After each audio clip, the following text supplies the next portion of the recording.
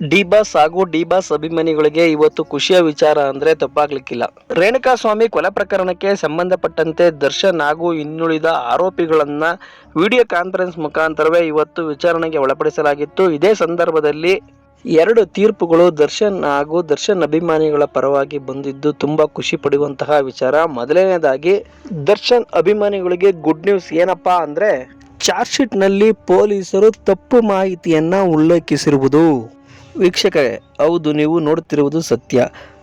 ಆರೋಪಿಯಾಗಿರುವ ಪವನ್ ಅವರ ಆಪ್ತ ವಕೀಲರಾದ DS ಸುಧನ್ಯ ಅವರು ತನಿಖೆ ಮಾಡಿರುವ ಅಧಿಕಾರಿಯ ಮೇಲೆ ತನಿಖೆಯನ್ನು ಮತ್ತೊಮ್ಮೆ ಮಾಡಲು ಕೋರ್ಟ್ನ ಮೊರೆ ಹೋಗಿದ್ದಾರೆ.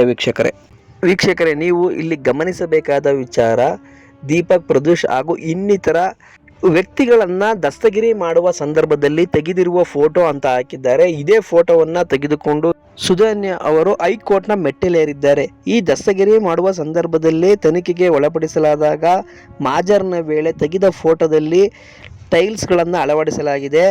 ಇದೇ ಸುಂಕದಕಟ್ಟೆಗೆ ಸಂಬಂಧಪಟ್ಟಂತಹ ಕಾಮಾಕ್ಷಿಪಾಳ್ಯ ಪೊಲೀಸ್ ಸ್ಟೇಷನ್ನಲ್ಲಿ ಈ ಟೈಲ್ಸ್ ಇರುವಂತಹ ರೂಮೇ ಇಲ್ಲ, ಇದು ಫೇಕು, ಬೇರೆ ಕಡೆ ಮಾಜರನ್ನು ಮಾಡಿ ಸ್ಟೇಷನಲ್ಲೇ ಮಾಜರ್ ಮಾಡಿದ್ದೇವೆ ಎಂದು ಸುಳ್ಳು ದಾಖಲೆಗಳನ್ನು ಸೃಷ್ಟಿಸಿದ್ದಾರೆ ಎಂದು ಗಿರೀಶ್ ನಾಯಕ್ ಎಂಬ ವ್ಯಕ್ತಿಯ ಮೇಲೆ, ತನಿಖಾ ಅಧಿಕಾರಿಯ ಮೇಲೆ ಕೇಸನ್ನು ದಾಖಲಿಸಿದ್ದಾರೆ. ಇದು ದೊಡ್ಡ ತಿರುವು. ರೇಣುಕಾಸ್ವಾಮಿ ಕೊಲೆ ಪ್ರಕರಣಕ್ಕೆ ಸಂಬಂಧಪಟ್ಟಂತೆ ಬಿಗ್ ಟ್ವಿಸ್ಟ್ ಆಗಿ ಇದು ಪರಿಣಮಿಸಲಿದೆ.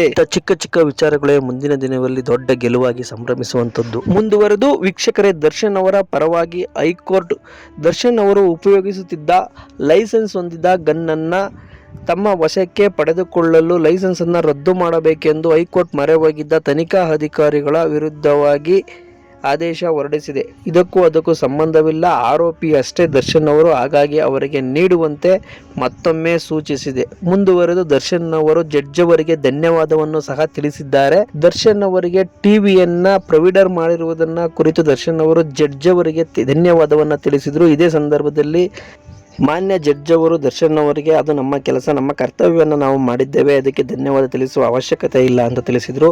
ಮುಂದುವರೆದು ದರ್ಶನ್ ಅವರು ಆದಷ್ಟು ಬೇಗ ತ್ವರಿತಗತಿಯಲ್ಲಿ ನಮಗೆ ಡೇ ಬೈ ಡೇ ತನಿಖೆಯನ್ನು ಮಾಡುವಂತೆ ವಿನಂತಿಯನ್ನು ಸಹ ಮಾಡಿದರು. ನಾನು ಸಿನಿಮಾದ ನಟ ಆಗಿರುವುದರಿಂದ ನನ್ನನ್ನೇ ನಂಬಿಕೊಂಡು ನಿರ್ಮಾಪಕರು ಬಂಡವಾಳಗಳನ್ನು ಹಾಕಿದ್ದಾರೆ. ಅರ್ಧಬರ್ಧ ಸಿನಿಮಾದ ಶೂಟಿಂಗ್ ಆಗಿದೆ.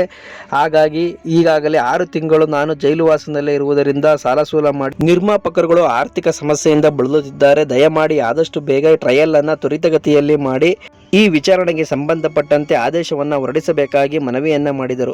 ಇದನ್ನು ಗಮನಿಸಿದ ಜಡ್ಜ್ ಅವರು ಇದರ ಆಕ್ಷೇಪಣೆಗೆ ಸಲ್ಲಿಸುವುದಾದರೆ ಪ್ರಸನ್ನಕುಮಾರ್ ಅವರನ್ನ ಸಲ್ಲಿಸುವುದಾಗಿಯೂ ಸಹ ಮಾಹಿತಿಯನ್ನು ಜಡ್ಜ್ ಅವರು ನೀಡಿದರು. ಇದನ್ನು ಕುರಿತು ಪ್ರಸನ್ನಕುಮಾರ್ ಅವರನ್ನ ಕೇಳಿದಾಗ, ಮಾನ್ಯ ಸಭಾಪತಿಗಳೇ, ಈಗಾಗಲೇ 25 ಲಕ್ಷಕ್ಕೂ ಹೆಚ್ಚು ಕೈದಿಗಳು ಇರುವುದರಿಂದ, ಆರೋಪಿಗಳು ಇರುವುದರಿಂದ ಇಲ್ಲಿ 25,000ಕ್ಕೂ ಕಡಿಮೆ ವಕೀಲರು ಇದ್ದಾರೆ. ಹಾಗಾಗಿ ಡೇ ಬೈ ಡೇ ತನಿಖೆಯನ್ನು ಮಾಡುವುದು ಸಮಸ್ಯೆಯಾಗುತ್ತದೆ ಎಂದು ವಿವರವಾಗಿ ವಿವರಿಸಿದ್ರು.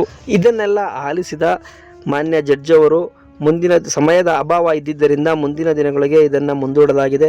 ಈ ಎಲ್ಲ ಸುಳಿವುಗಳನ್ನು ಆಲಿಸಿದರೆ ದರ್ಶನ್ ಅವರು ನಿಜವಾಗಿಯೂ ಬೇಗ ಹೊರಗಡೆ ಬರ್ತಾರಾ, ನಿಮಗೇನು ಅನಿಸುತ್ತೆ ಅಂತ ಕಮೆಂಟ್ ಮಾಡಿ. ನೀವು ನಿಜವಾಗಿಯೂ ಡಿ ಬಾಸ್ ಅಭಿಮಾನಿ ಆಗಿದ್ದರೆ ಈ ವಿಡಿಯೋಗೆ ಒಂದು ಲೈಕ್ ಕೊಡಲೇಬೇಕು. ಥ್ಯಾಂಕ್ ಯು, ಧನ್ಯವಾದ. ಮತ್ತೆ ಮುಂದಿನ ವಿಡಿಯೋದಲ್ಲಿ ಸಿಗುವ.